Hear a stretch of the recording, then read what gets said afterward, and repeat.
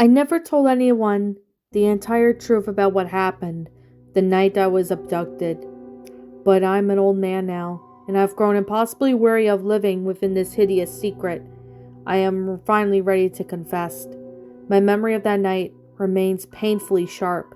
Even all after these years, I remember the leaves crunching beneath my panicked feet as I fled from a wild-eyed man, the terrified cry that tore through my lips when he seized a hold of my coat, and the burst of my primal fear I felt seconds before a blow to my skull plummeled me into unconsciousness.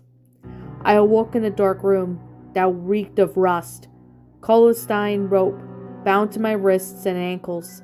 I tried to yell for help and found my voice smothered by a scarf fastened tightly around my mouth. Across me sat my captiver, a knife clutched on his own gloved hand. "Have you ever played the five-finger game?" he asked me controversially. Before I could respond, he brought the knife down to my hand, and portrayed the room spun around as I soaked the scarf with my bile and helpless muffled screams while he sawed off my fingers, one by one. When his gruesome work was complete, he gathered my severed digits and cradled them into a palm of his outstretched hands.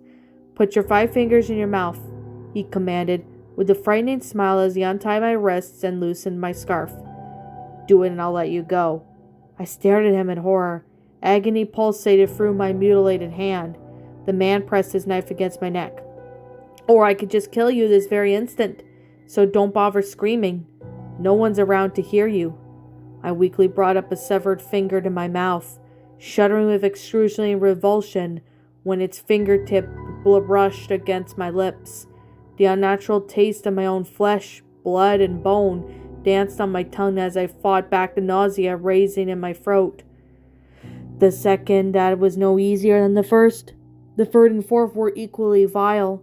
Finally, I shoved my carved-up thumb into my mouth alongside with the 4 horrid companions.